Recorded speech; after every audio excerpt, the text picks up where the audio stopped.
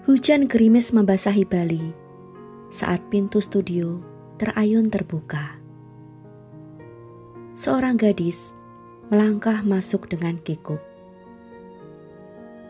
Andre mengangkat wajahnya dan tersenyum memandang gadis itu. Ia sedang menggantikan Sheila yang sedang pergi makan siang bersama salah satu klien Kate atas suruhan Kate. "Halo Miss, ada yang bisa saya bantu?" tanya Andre ramah. "Silakan duduk." Gadis itu menarik kursi dan duduk di hadapan Andre. Ia memeluk tubuhnya yang tampak kedinginan. Bagian lengan kemejanya tampak sedikit basah. "Benarkah ini studio milik Kate Van Hasselt?" "Iya betul, ada apa ya?" tanya Andre. Gadis itu tampak ragu. Ia menggigit bibir dan berpikir sejenak. "Apa saya bisa bicara langsung dengan Kate saja?" "Oh maaf Miss, Kate sedang pergi ke Prancis. Ada pekerjaan di sana. Kami belum tahu kapan ia akan kembali." Gadis itu tampak sangat kecewa. Dengan wajah memelas, ia berkata, "Bisakah Anda menghubungkan saya dengannya? Ada hal yang penting yang perlu saya bicarakan." "Hal tentang apa ya?" "Kalau untuk urusan pekerjaan, silakan Anda bicara dengan saya.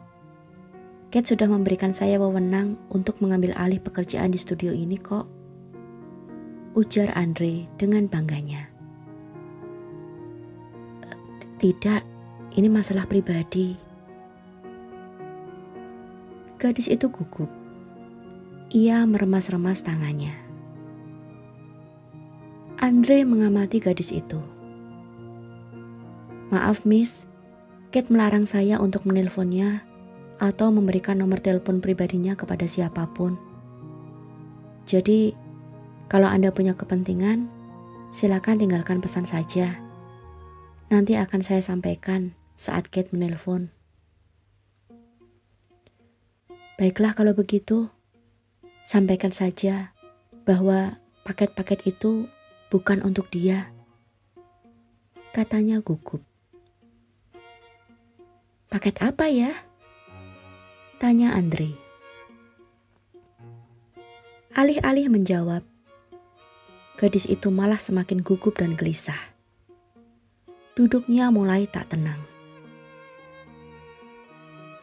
"Bilang saja seperti itu. Paket itu, Bu." Gadis itu buru-buru berdiri dan berbalik.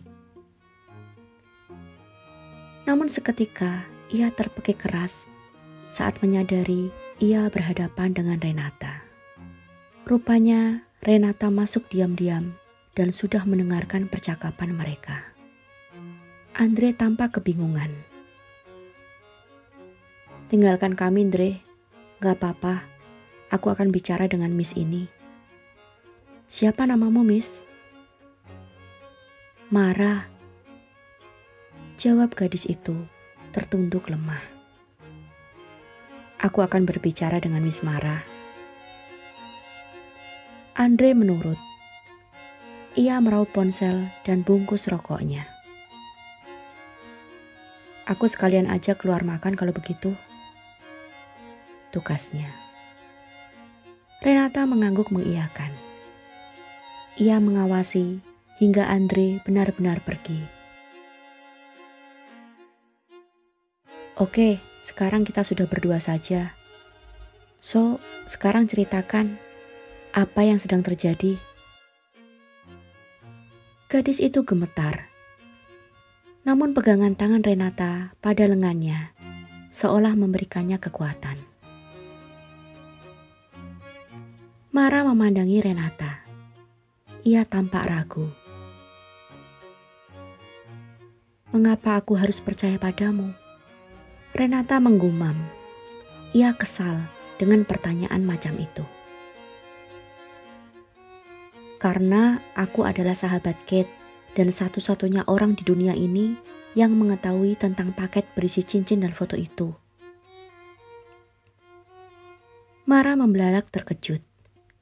Ia tak mengira Renata sampai tahu apa saja isi paket itu.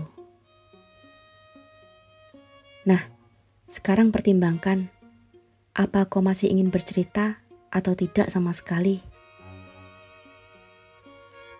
Ia bersedekap menunggu sambil menyandarkan pinggulnya pada meja kerja Sheila. Baiklah, di mana aku bisa bercerita? Aku tak ingin ada orang lain yang menguping pembicaraan kita, karena ini sangat rahasia. Cara Mara mengatakannya, seolah hidup matinya tergantung pada hal yang akan ia ceritakan.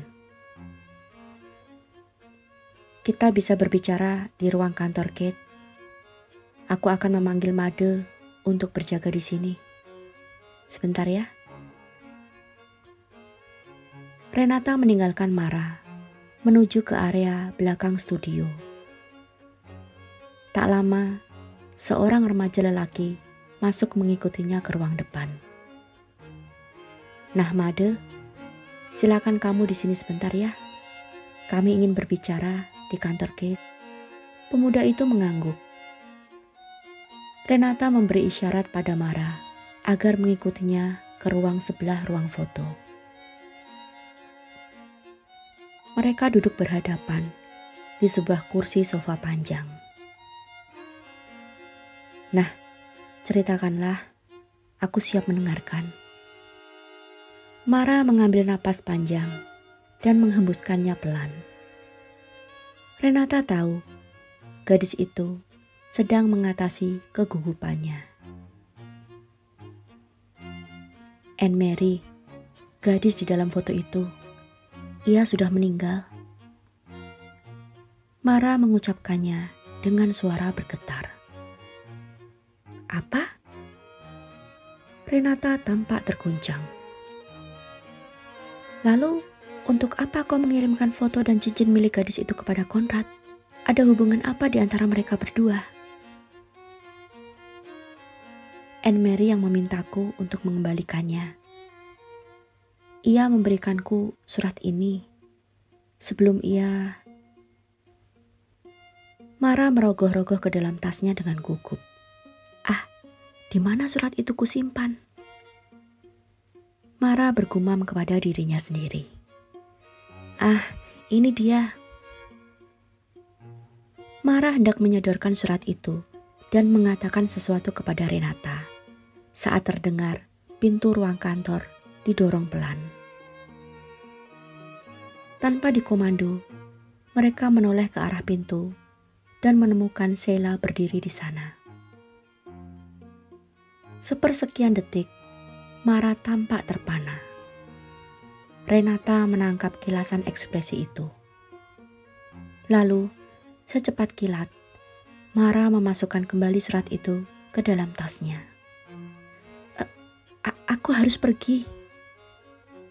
Pamit Mara terburu-buru dan bangkit sambil mencangklong tasnya ke bahu. Tunggu, kau belum menyelesaikan ceritamu. Teriak Renata. Mara tak menjawab. Ia sudah melesat keluar pintu dan bahkan tak membalikan tubuhnya untuk berpamitan. Ia hanya melambaikan tangan dengan wajah ketakutan. Gadis itu berlari kecil ke arah pintu depan studio dan membukanya dengan tergesa-gesa. Renata berusaha mengejarnya. Namun, Mara sudah menghilang di telan keramaian. Sheila bersedekap sambil mengawasi kepergian Mara. Bagai ditampar dengan keras, Renata baru menyadari arti dari pandangan kedua gadis itu. Sheila dan Mara saling mengenal satu sama lain. Siapa dia? Aku tahu kau mengenalnya. Tanya Renata sambil memandang lekat kepada wajah Sheila. Tangannya menunjuk ke arah Mara menghilang. Sheila memasang wajah bosan. Apa aku punya alasan bagus untuk mengenalnya? Sheila balas bertanya dengan senyuman sinis. Ia berbalik dan duduk di kursinya, seolah tak terjadi apa-apa. Renata menghentakkan kaki dengan gemas. Nalurinya mengatakan bahwa Sheila sedang berakting. Ia menyambar tasnya dan meninggalkan studio dengan setengah berlari, mencoba mencari Mara.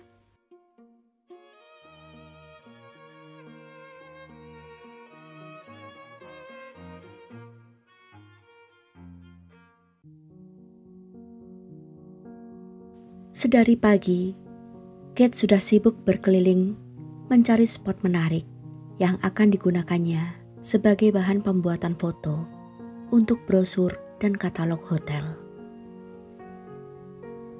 Ia sangat antusias dan bahkan sudah lupa bahwa sehari sebelum keberangkatannya ke Paris, ia masih berjalan tertatih-tatih.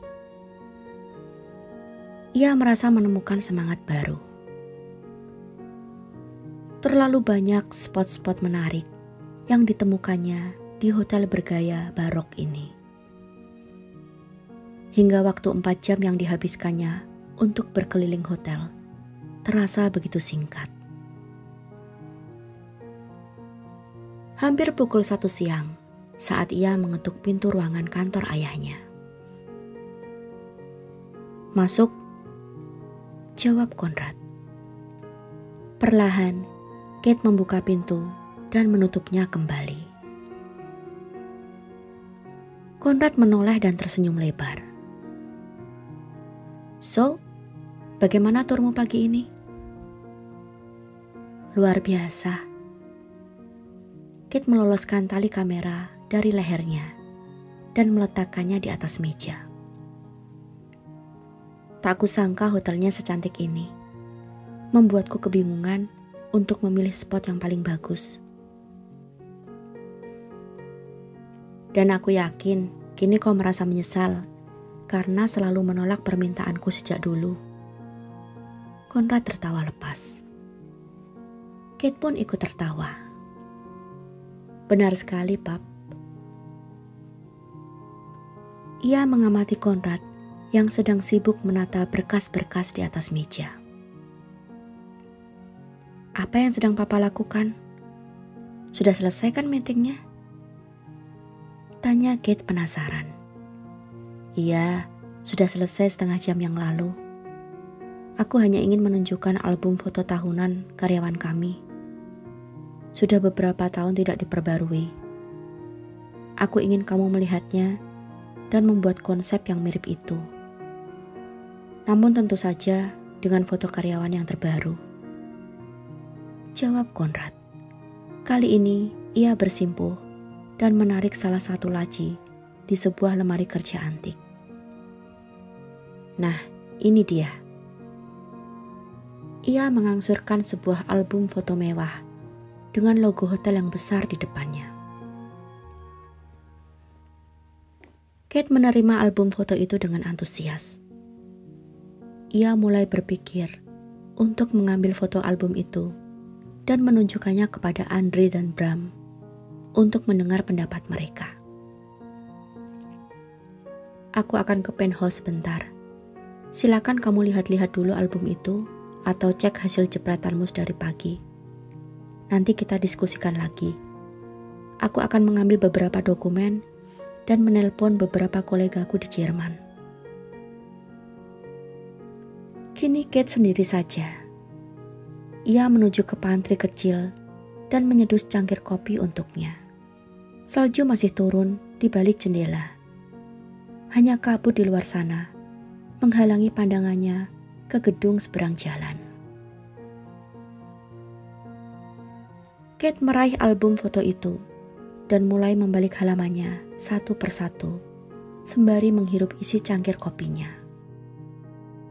3 lembar halaman di awal berisi foto para direksi hotel, seperti CEO, manajer, dan supervisor.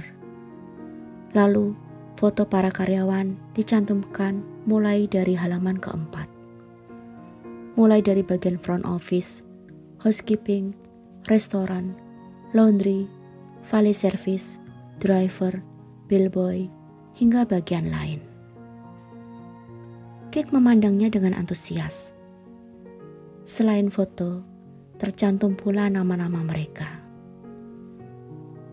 Kadang ia tertawa geli atau tersenyum saat menemukan ekspresi wajah atau nama yang lucu di album itu.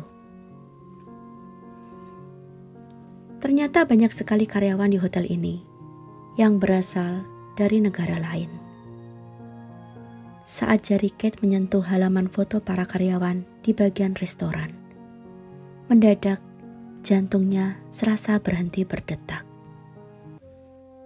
Ia melihat wajah yang sangat familiar, wajah yang menghantui malam-malamnya, wajah gadis yang hingga kini masih ia simpan fotonya dalam versi lain. Dan di foto dalam album itu, gadis itu mengenakan cincin di jari manis tangan kirinya. Cincin berbentuk sama, seperti yang masih Kate simpan menjadi satu di dalam amplop coklat berisi foto dan selembar surat. Kini, amplop itu berada di dalam koper di penthouse. Kate membaca nama gadis itu dengan mata nanar. Anne Mary. Kepalanya terasa berat dan matanya mulai berkunang-kunang.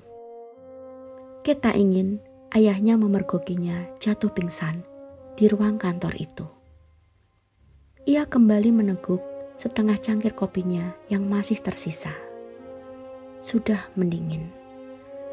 Namun, setidaknya masih mampu menjaga kewarasan Kate. Butuh beberapa menit bagi Kate untuk menguasai diri. Ia berpikir keras. Apa hubungan gadis ini dengan pesan yang diterimanya? Siapa yang mengirimkan pesan itu kepadanya? Untuk apa?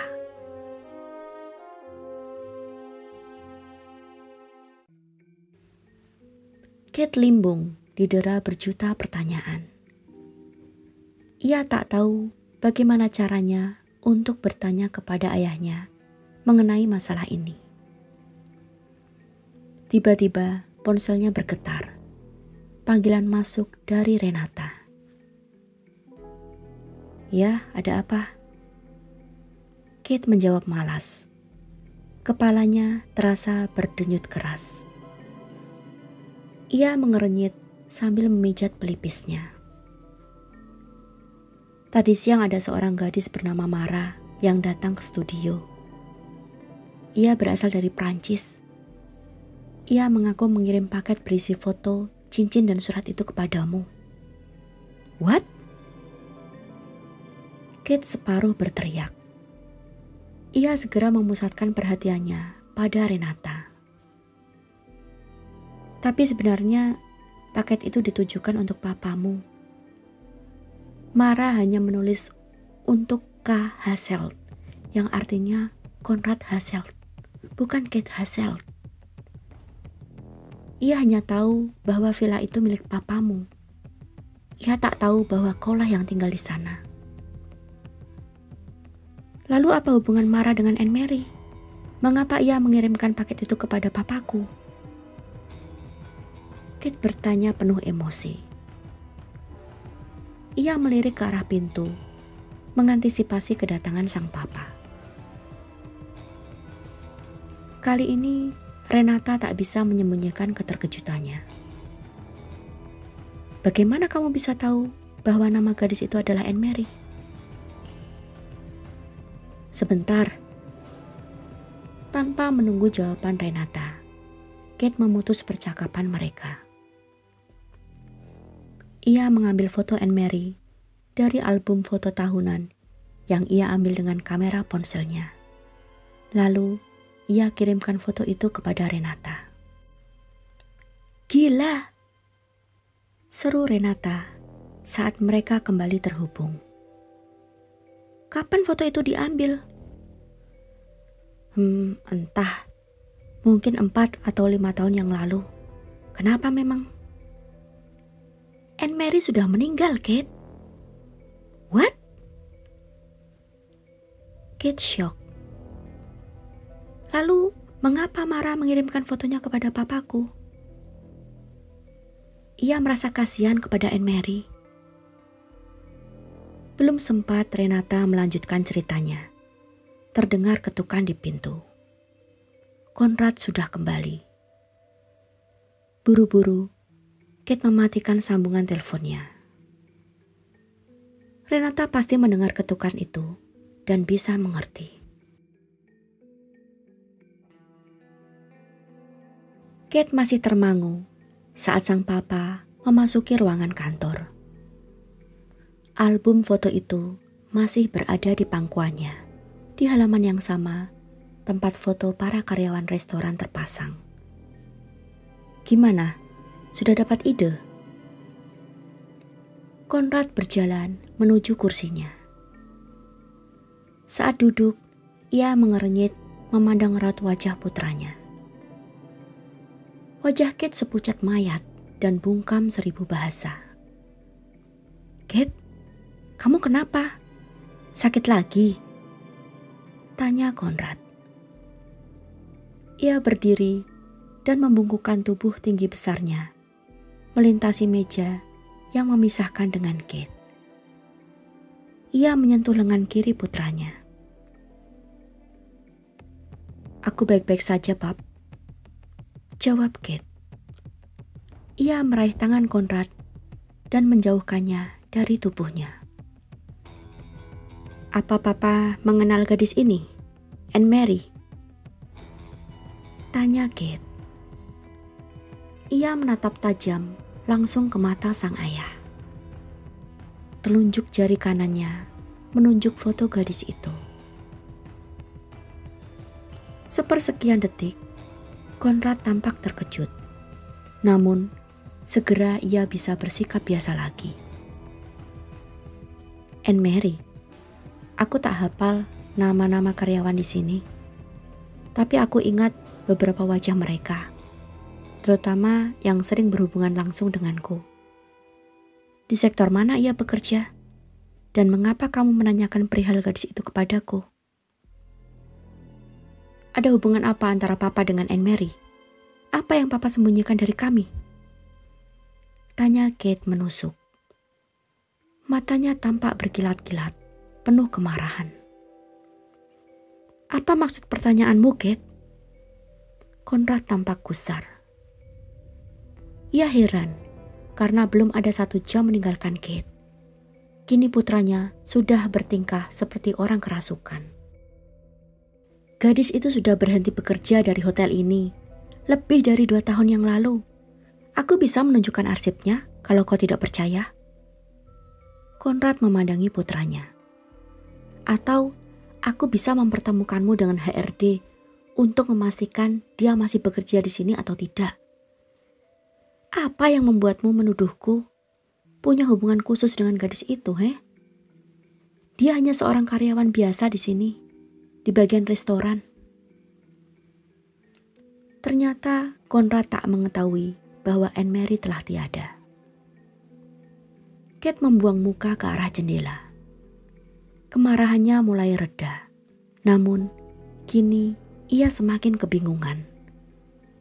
Entah mengapa, ia merasa sang ayah telah mengkhianati kepercayaan mereka. Kate, kakak-kakaknya, dan terutama Mimi. Ada yang mengirimiku paket berisi foto gadis itu ke villa milik Papa. Ujar Kate. Tatapannya kembali kepada Konrad. So? Lelaki itu menanggapinya, mengedikkan bahu, dan membuka kedua telapak tangannya. Ekspresinya tak peduli. Untuk apa seseorang mengirimiku foto gadis itu ke villa milikmu, Pap? Konrad menghela napas. Kejengkelan amat kentara dari raut wajahnya. Dengar, Kate, sebelum kau datang kemari, aku sudah memberitahukan rencana kedatanganmu pada direksi pada semua orang. Aku yakin ada beberapa gelintir orang yang tidak suka akan kedatanganmu. Kate mengubah posisi berdirinya. Kini, ia bersandar pada ambang jendela dengan kedua tangan bersedekap, siap mendengarkan penjelasan dari ayahnya. Dari dulu kau sudah tahu bahwa aku menginginkanmu untuk terjun pada bisnis ini, meski kau selalu menolaknya dan memilih jalanmu sendiri.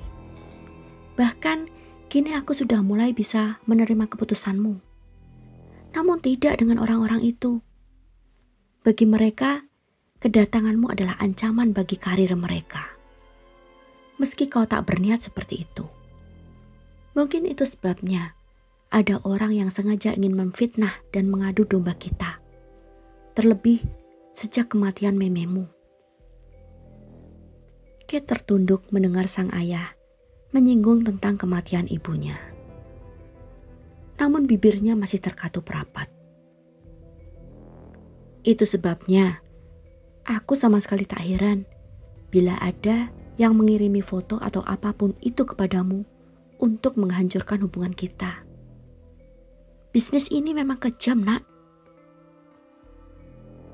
Konrad menyambar gelas vodkanya, meneguknya perlahan, memberikan kesempatan kepada Kate untuk mencerna kalimatnya. Lama, mereka berdua saling berdiam diri. Apa kamu tahu siapa yang mengirimmu foto itu? Tanya Konrad. Tidak. Nah, hanya pengecut yang mengirimkan sesuatu tanpa berani menunjukkan identitasnya. Tukas Konrad dengan nada menang. Pikirkanlah kembali hal ini.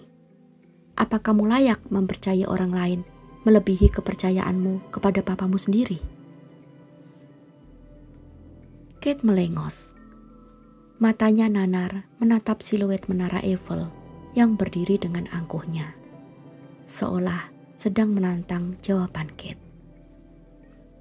Ia mengaitkan kedua ibu jarinya pada saku celana jeansnya. Lalu dengan helaan napas panjang, ia mulai berbicara. Maafkan aku, Pap. Aku memang bodoh, telah menuduhmu macam-macam. Benar katamu, mungkin ada orang lain yang ingin menghancurkan kita. Kemari, nak. Konrad meletakkan gelasnya, lalu merentangkan lengannya. Kate berjalan menghampiri sang ayah, lalu memeluknya erat. Hatinya merasa teriris, menyesali keributan yang terjadi beberapa saat lalu. Setitik air mata menggantung di pelupuk matanya. Ia merindukan Memi.